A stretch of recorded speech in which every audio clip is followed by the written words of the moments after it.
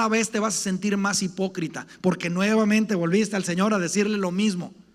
Pero esa vergüenza te va a ayudar para que cada vez sea, para que te dejes domar por el Señor, para que te dejes guiar por el Espíritu Santo, ¿verdad? Pero tenemos que seguir el caminito, ¿verdad? Y esa es la manera como vamos a lograr no caer en esto de tener doble ánimo o ser inestable en nuestros caminos. Esta cita la mencioné en una de las pláticas de esta semana, y básicamente es una cita de A.W. Tozer, que él escribió en el libro En la búsqueda de Dios, y la voy a citar textualmente. Dice: lo que hace un individuo no determina si su trabajo es espiritual o secular, sino por qué lo hace. Yo he mencionado que lo que hace espiritual algo es el por qué lo haces, no qué haces, sino por qué lo haces. Y luego dice: deja que un hombre santifique al Señor Dios en su corazón, y a partir de entonces no podrá actuar de manera ordinaria. Cuando uno empieza a entender que lo que hace, lo que sea, es para el Señor, empieza a cambiar tu manera de ser y tu manera de ver las cosas.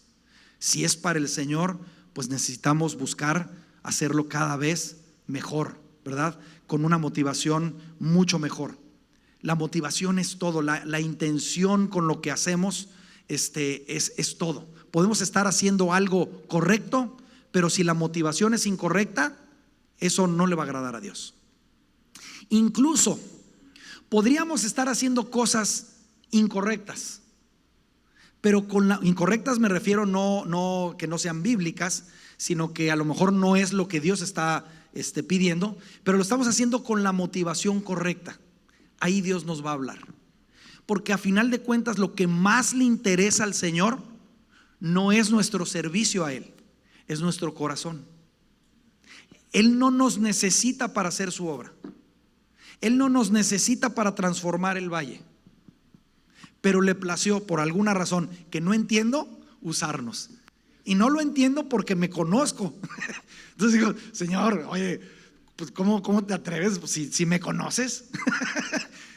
Pero a Él le ha placido usarnos. Ese es su plan A y su plan B y su plan C. Usar a sus hijos, a su pueblo, para lograr sus propósitos y su obra. Y ese es usted y yo. Pero tenemos que entenderlo de esa manera. Todo lo que estamos haciendo es algo espiritual. Y si lo vemos de esa manera, pues va a cambiar nuestra manera de hacer todo. Y el Espíritu Santo nos va a ir alertando en cosas que estamos olvidando. Ay, Señor, perdón. Ay, Señor, perdón. E insisto, al principio nos vamos a sentir como hipócritas. Y vamos a decir: ay, no quiero voltear a ver al Señor, ¿verdad? Porque nos va a señalar lo que está mal en nuestro corazón. Entonces necesitamos entender el segundo principio. Todo lo que hacemos, somos sacerdotes, y todo lo que hacemos es espiritual. El tercer principio que tenemos que abrazar: la vida se trata de decisiones. El no tomar decisiones es una decisión en sí misma, ¿sí? La vida se trata de decisiones, buenas, malas y regulares. ¿Estamos de acuerdo? Ahora, lo que nos debemos de preocupar es que esas decisiones, y yo creo que nadie sale en la mañana diciendo: ay, hoy voy a tomar malas decisiones. Uno no sale así. Uno quiere tomar buenas decisiones, uno quiere que le vaya bien, pero nos va mal porque tomamos malas decisiones. Una buena manera para tomar buenas decisiones es entender que la perspectiva eterna siempre va a tener prioridad sobre la perspectiva temporal. Lo voy a volver a repetir. Esa es una buena manera de tomar decisiones. La perspectiva eterna, es decir, si yo estoy viendo, perspectiva eterna quiere decir que yo estoy pensando hacia la eternidad. Perspectiva temporal quiere decir que yo estoy pensando en el tiempo. Los seres humanos normalmente cuando planeamos a nivel de tiempo. Cuando llegue a tal edad, pues quiero lograr esto. Cuando llegue a tal edad, pues quiero lograr esto. Y cuando ya esté más viejito, pues tengo que tomar. Y estamos viendo en el tiempo. Pero ¿por qué no nosotros empezamos a planear hacia la eternidad? Porque Dios quiere que tengamos esa perspectiva. Dios quiere que tengamos esa perspectiva. Tenemos una mentalidad de tiempo, pero nosotros fuimos creados ¿para qué? Para vivir eternamente. Ese es nuestro destino, vivir eternamente. No sé si me voy a entender. Así deberíamos de planear. Ahora, en el transcurso del tiempo, el pueblo de Israel lo entendía. El pueblo de Israel lo entendía. A mí me edifica mucho. De repente, ¿se acuerda de José el soñador? Que lo usó, ¿verdad? Los 7 años de abundancia, 7 años de escasez y todo. Y cuando ya viene el pueblo de Israel, la familia de José, a vivir a Egipto, una de las cosas que le pide a su familia es que cuando él se muera, se lleven sus huesos a la tierra prometida que Dios les había dado. O sea, él estaba pensando más allá de su vida. O sea, él decía, yo creo que me voy a morir aquí en Egipto, pero el día que me muera yo no me quiero quedar aquí. Dios nos prometió algo a nuestro pueblo, y es una tierra donde fluye leche y miel, y yo quiero estar ahí. Imagínese esa visión de decir, llévense mis huesos, al menos, ¿verdad? Yo quiero sentir y vivir lo que Dios prometió. Así es como deberíamos de pensar. Cuando estamos hablando de transformar el valle, deberíamos estar pensando, yo no sé qué tanto Dios vaya a obrar y vaya a alcanzar y vaya a usar nuestras vidas, pero si en el transcurso de nuestra vida terrenal no se logra, nosotros debemos de haber dejado pilares, semillas, para que siga la obra aun cuando ya no estemos aquí. Que nuestro techo sea el piso de nuestros hijos. ¿Se entiende esa parte? No sé cuánto techo me va a dejar el Señor, porque también tengo incapacidades en muchas áreas, pero que mi techo, hasta donde yo pueda llegar, hasta donde Dios me dé permiso, que sea el piso de la siguiente generación. Y eso ayuda muchísimo, porque luego nos estamos lamentando de los errores del pasado. Ay, es que si yo hubiera hecho esto, pues no estaría así. Ay, es que si yo hubiera hecho, pues ¿qué crees? Ya no lo hiciste y no lo puedes cambiar. No puedes cambiar el pasado, pero puedes empezar a cambiar tu presente para que tu futuro sea diferente. Pero tenemos que pensar en la siguiente generación. Esa es la mentalidad de reino, porque siempre habla de la tercera y cuarta generación. ¿Sí te has dado cuenta? Tercera y cuarta, segunda, tercera, cuarta generación. Cuarta generación, estamos hablando de los bisnietos. Así deberíamos de pensar, pero esa es parte de la perspectiva eterna. Los creyentes somos llamados a vivir dentro de una mentalidad de reino, y esto lo podemos ver en Mateo 6:33.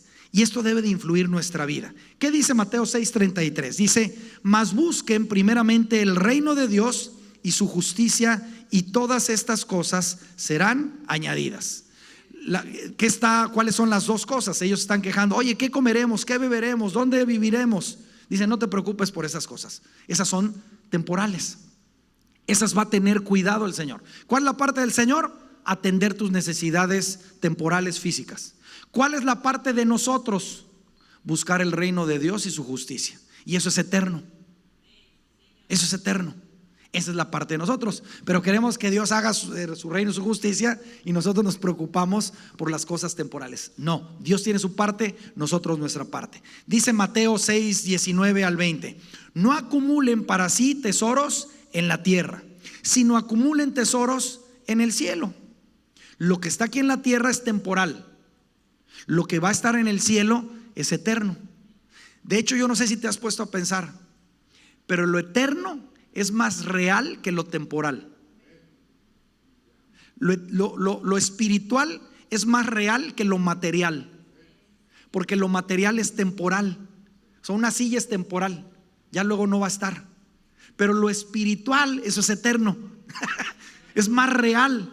No sé si me entienden, pero como no lo vemos, pues no lo creemos. Tenemos que tener esa perspectiva hacia la eternidad. Dice Colosenses, busquen las cosas de arriba, pongan la mira en las cosas de arriba, no en las de la tierra. Y luego Filipenses 2 dice, haya pues en ustedes esta actitud que hubo también en Cristo Jesús. ¿Cuál fue la actitud? Que siendo igual a Dios, se humilló a ser uno de nosotros, para hacer una obra que impactara la eternidad, su vida y mi vida. Imagínate, yo muchas veces me he puesto a pensar, si yo hubiera sido Dios, no hombre, yo ya hubiera destrozado a toda la humanidad y hubiera creado una nueva. Tan necios, pues ya, ahora gracias a Dios no soy Dios, ¿verdad? Pero imagínate, esa es la bondad de nuestro Dios y el corazón de nuestro Dios. Él sacrificó todo lo que tenía para venir en la tierra y hacer una obra que durara a la eternidad. Este pensamiento me encanta, me fascina. Es de Henry Blackaby. Él tiene un libro muy bueno, se lo recomiendo, Experiencia con Dios. Dice: Dios no me creó para el tiempo, sino para la eternidad. Me aseguraré de que estoy invirtiendo en cosas duraderas. Usted y yo no fuimos creados para el tiempo, fuimos creados para la eternidad. Este tiempo que vamos a vivir en vida es puro entrenamiento. La vida verdadera y real va a ser en la eternidad. Yo no sé cuánto vaya a durar, 50, 60, 70, 90 años. Compárelo con la eternidad, nada que ver. Es un suspiro. Hagamos que valga la pena lo que estamos aquí, pero tenemos que tener ese pensamiento hacia la eternidad. Que lo que hagamos dure por generaciones y para la eternidad. Que allá se recuerden en el cielo las cosas que Dios nos permitió lograr. Y así es como vamos a poder hacer brillar nuestra luz.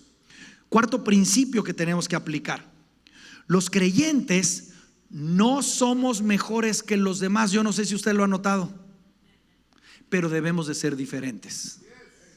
Y ese es un obstáculo que a veces hemos tenido. Creemos que somos mejores. No somos mejores. Nomás estamos enterados de nuestra realidad. Pero no somos mejores. ¿Nos rescató porque somos mejores? ¿Nos rescató porque somos buenos? No. Nos rescató porque estábamos necesitados. Pero ahora nuestro llamado es ser diferentes que los demás. Y con mucha frecuencia queremos imitar a todos los demás, cuando nos ha escogido para algo especial, para ser especiales. Entonces necesitamos nosotros primero dejar de compararnos. Muchas veces esa es la barrera que ponemos nosotros para poder compartirle las buenas nuevas al otro. Y yo creo que todos hemos cometido ese error. A mí mis papás me lo hicieron ver después. Es que cuando tú venías a decirnos, parecía que tú eras santo y no hacías nada y todos los pecados eran de nosotros. Y ese era el sentimiento que tenía mis papás cuando yo me convertí. Les empecé a compartir lo que yo había aprendido, lo que estaba entendiendo, ¿verdad? Pero la forma como se los compartí, pues seguramente no fue lo mejor, ¿verdad? Y a lo mejor agarré las Biblias de ahí, es que arrepiéntete, pecador, y todo lo que ya sabemos, ¿verdad? Debemos de ser diferentes, debemos de serlo con nuestros actos. Todas las medidas humanas son imperfectas. La Biblia nos enseña que no debemos de compararnos con los demás. Incluso Pablo califica este comportamiento como poco sabio o de poco entendimiento. Fíjate lo que dicen estos dos pasajes. Segunda de Corintios 10:12. Porque no nos atrevemos, está hablando el apóstol Pablo. Si alguien se tenía de jactar, era Pablo. Decía: pero no nos atrevemos a contarnos ni a compararnos con algunos que se alaban a sí mismos. Pero ellos, midiéndose a sí mismos y comparándose consigo mismos, carecen de entendimiento. No, es que deberían de ver lo que yo hago. No, es que yo esto, carece de entendimiento. Y luego dice Gálatas, también escrito por Pablo: cada cual examine su propia conducta, y si tiene algo de qué presumir, que no se compare con nadie. Y lo deja así como que si tienes de qué presumir, ¿verdad? Si tienes de qué, porque cualquier cosa que queramos presumir, Dios te la dio.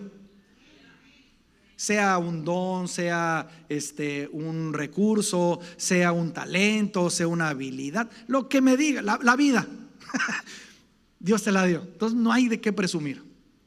Y si lo hacemos, entonces no nos comparemos con nadie. Cada quien tiene su lucha. Cada quien tiene su llamado, cada quien tiene sus broncas, cada quien tiene su proceso con el Señor. Mira, hay pecados que no se notan, pero ahí están, y son peores de los que se notan. Y son peores porque como no se notan, pues no nos exige a cambiarlos. pero ahí están arraigándose y arraigándose en nuestro corazón y formando raíces de amargura en nuestras vidas.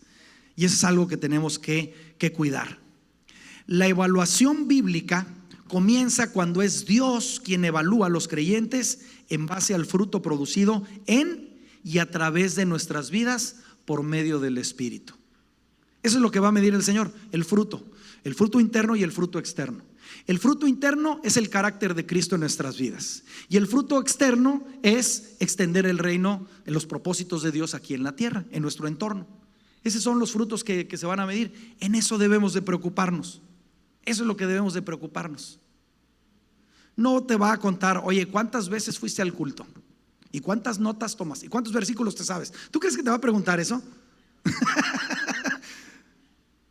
A ver, dime el Salmo 119 de corrido. No te va a preguntar eso. Va a evaluar el carácter de Cristo en nuestras vidas. Y eso es lo que cuesta trabajo. Aprenderse versículos es relativamente más fácil que ser perdonador, que ser humilde y todo ese tipo de cualidad. El fruto del Espíritu, solamente con el Espíritu Santo lo podemos producir. Dice Filipenses 2, el verso 3 y el 4.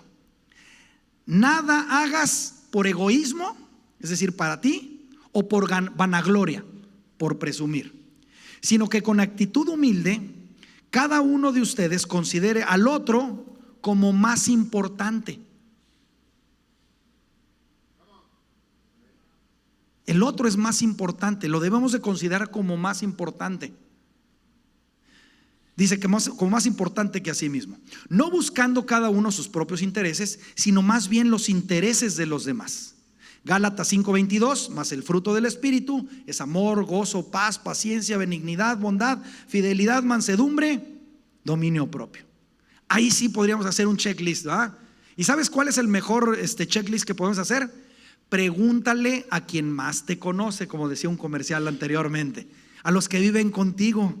Oye, ¿cómo has visto mi amor en esta semana? Qué tan gozoso he estado, ¿no? Qué tan paciente, qué tanta paz ves en mi vida, ¿no? Esa es la evaluación que debemos de hacer. Ahí es donde Dios se quiere manifestar.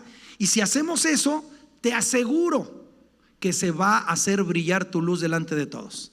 Te lo aseguro. Porque no se puede ocultar esa luz tapándolo, no se puede.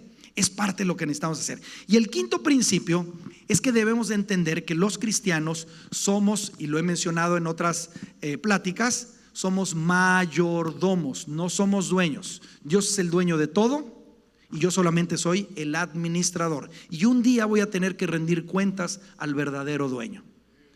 No es mi vida, no son mis hijos, no es mi esposa, mi esposo, no son mis dones, no es mi ministerio, nada es de nosotros, no es mi empleo, no es mi dinero, no es mi casa, no es mi carro, no es mi negocio, todo es de Dios. Te he escogido para administrar lo que tienes. Si eres buen administrador, te va a poner en más, porque has mostrado fidelidad. Ese es el principio del reino. El que es fiel en lo poco será puesto en lo mucho. Necesitamos aprender a ser mayordomos de lo que somos y dejar que Dios haga con lo que decida, ¿verdad? Como dueño, lo que quiere hacer con todo lo que nos ha hecho. ¿Es fácil? No, no es fácil. Sobre todo cuando se habla de nuestra familia, es durísimo entregar a los hijos. Mira, una señora allá en El Paso tiene un restaurante. Y un día estábamos hablando de este tema de la mayordomía.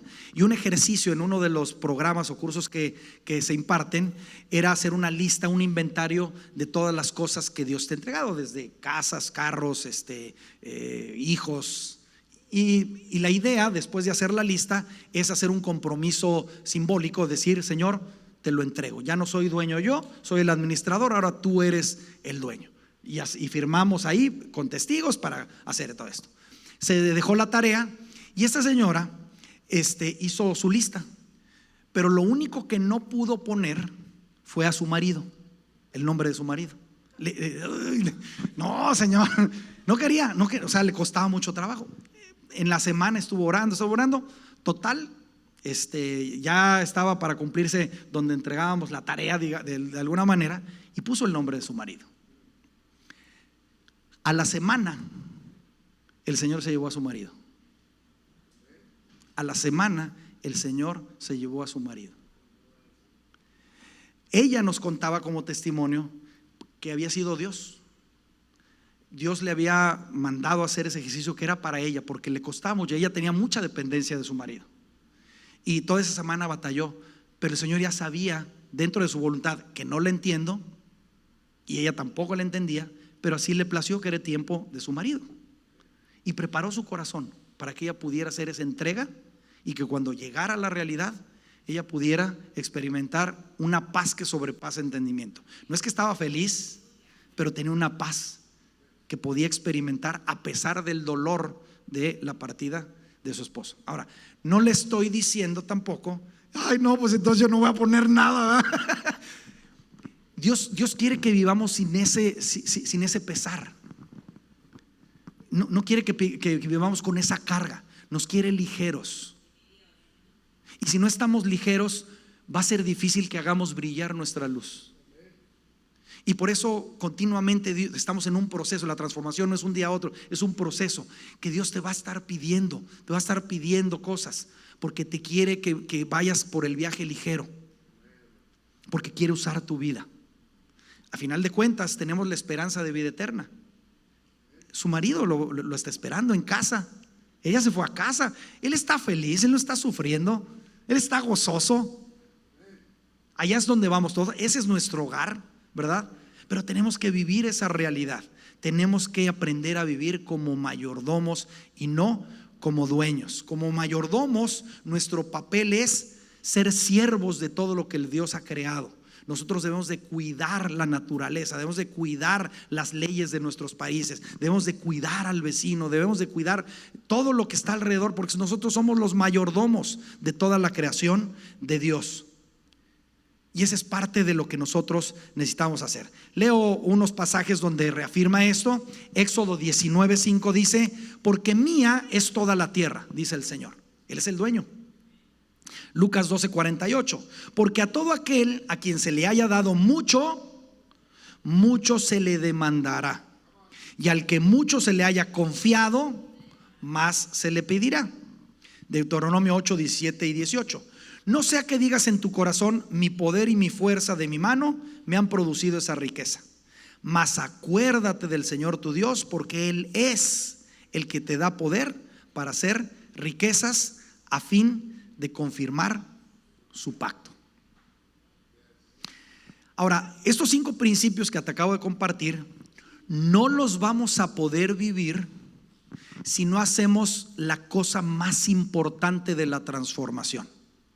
La única receta para transformar verdaderamente naciones. Por ahí empezamos. Si nos escapamos de esto, no vamos a poder ser luz, no vamos a aplicar estos 5 principios. ¿Y cuál es?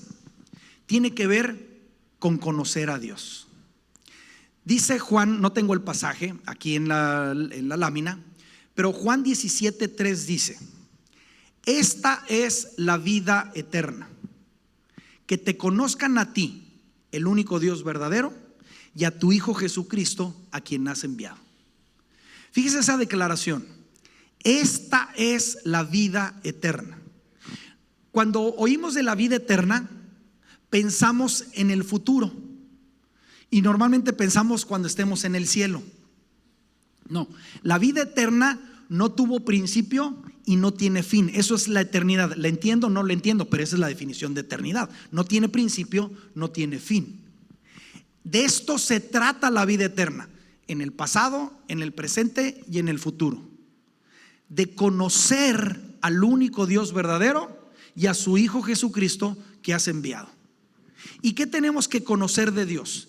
Tenemos que conocer su carácter, cómo es. Necesitamos conocer sus propósitos, qué quiere hacer. Y necesitamos conocer sus caminos, cómo lo quiere hacer. Eso es conocer a Dios. De eso trata la vida. De eso trata la vida, la de ahorita, la de ayer y la que vamos a estar viviendo en la eternidad, en el futuro. De conocer a Dios, sus caminos, sus propósitos, su carácter, cómo es Él. De eso se trata. Necesitamos una eternidad para conocer a Dios. Imagínense, de ese tamaño es nuestro Dios, que necesitamos la eternidad para poder conocer. Cada día algo nuevo, cada día algo nuevo, cada día algo nuevo de lo que es Dios. De esto trata la vida eterna. Podemos conocer de Dios sin conocer a Dios. Podemos conocer mucha Biblia sin conocer a Dios. Podemos haber pasado muchos años en el cristianismo sin conocer a Dios. Podemos tener todos los conceptos correctos, pero no conocemos el corazón de Dios. Y si no conocemos a Dios, su corazón, lo que quiere hacer, no podemos ser luz. No podemos actuar como sacerdotes, no vamos a poder actuar como mayordomos, no vamos a poder darle prioridad a lo espiritual y no a lo secular. No sé si me doy a entender. Conocer a Dios se trata de relación. Se trata de formar una relación real, práctica. Todos los días usted y yo deberíamos de escuchar a Dios. Todos los días tiene algo que decirle Dios. Todos los días. Y luego dicen, ¿y cómo puedo hacerle para escuchar a Dios? Si usted recibe una llamada hoy de un familiar, ¿reconoce su voz? Yo creo que sí. ¿Por qué la reconoce? Porque ha pasado tiempo con esa persona y puede reconocer su voz. ¿Quiere reconocer la voz de Dios cuando le habla? Tiene que pasar tiempo con Dios. Poco a poco va a reconocer cómo le habla. Yo no he escuchado la voz audible de Dios, a mí no me ha hablado. Sí tengo amigos que han escuchado la voz audible de Dios, yo no, pero me ha hablado, me habla. Sé reconocer la voz de Dios y a cada uno nos va a hablar de manera distinta, pero tenemos que tomar la iniciativa para ir al corazón de Dios, decirle: Señor, yo quiero conocerte. Mire, los tiempos de oración desperdiciamos el mejor tiempo. Nos la pasamos diciendo: Señor, yo necesito esto y por favor haz esto, y las peticiones. Y Dios le gusta que le demos las peticiones, ¿no? Y luego, si vamos más allá, intercedemos por otros y te pido por esto y esto y esto. Y está bien, Dios quiere que lo hagan. Pero el tiempo más importante de nuestro tiempo con Dios no es lo que yo le tenga que decir a Él, es lo que Él me quiere decir a mí. Lo que yo le quiero decir a Él, ¿qué cree? Ya lo sabe. Ya lo sabe. No le sorprende. Quiere que se lo digamos por nosotros, no por Él. Él ya lo sabe. Es bueno cuando nosotros le decimos: Señor, por favor, ayúdame en este asunto, y te ayuda en ese asunto. Tú puedes reconocer que fue Dios porque se lo pediste, pero Él ya lo sabía.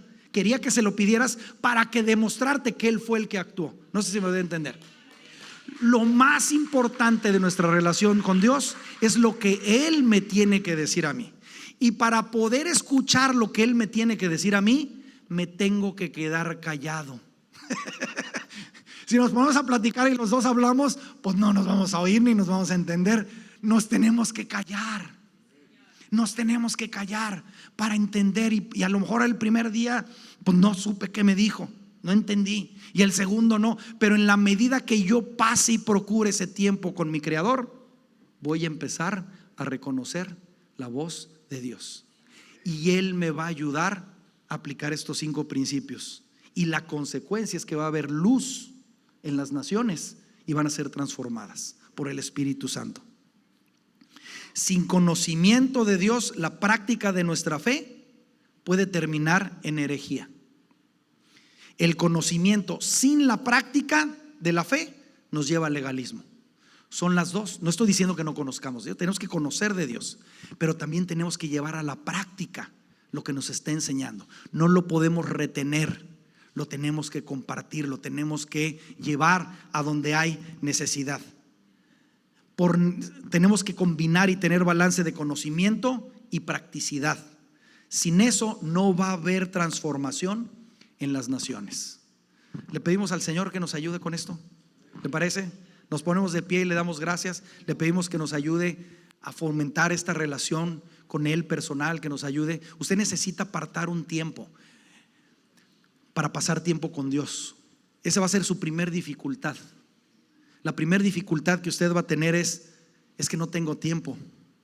Le tengo una solución a eso.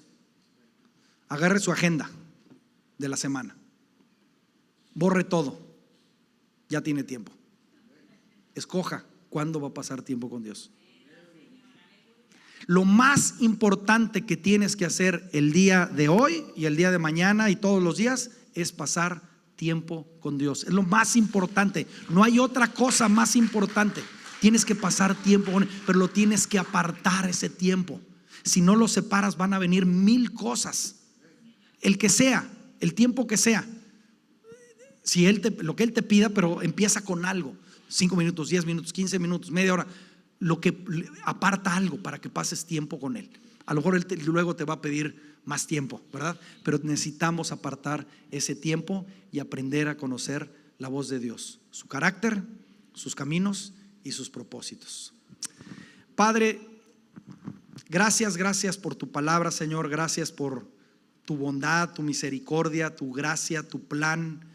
Señor, nuestra mente no alcanza a entender lo que tú eres y lo que quieres hacer en nuestras vidas, Señor.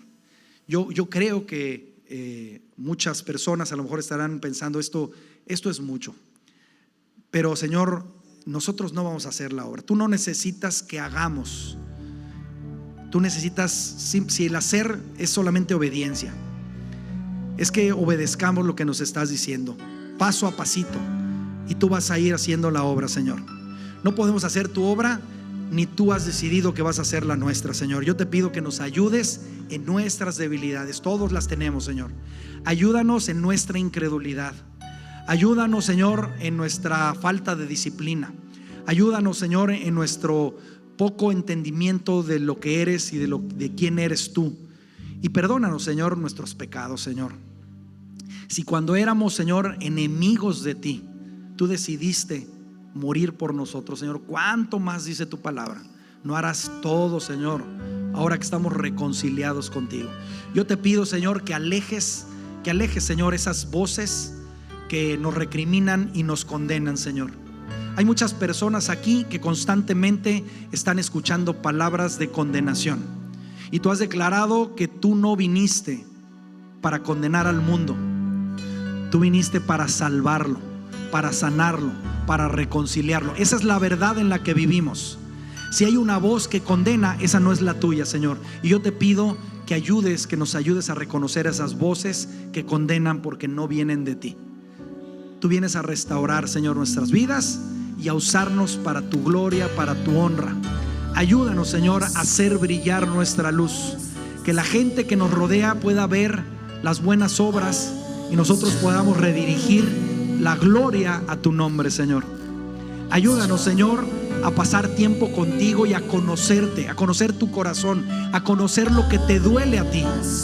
Señor, ayúdanos, Señor, en nuestro orgullo, nuestra arrogancia, para que tú obres en nosotros.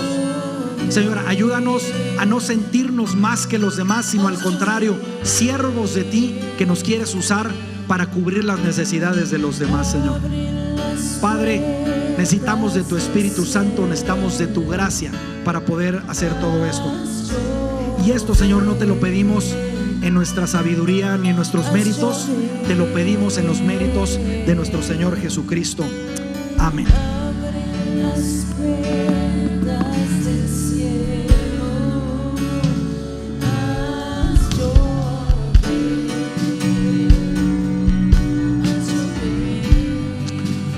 Abre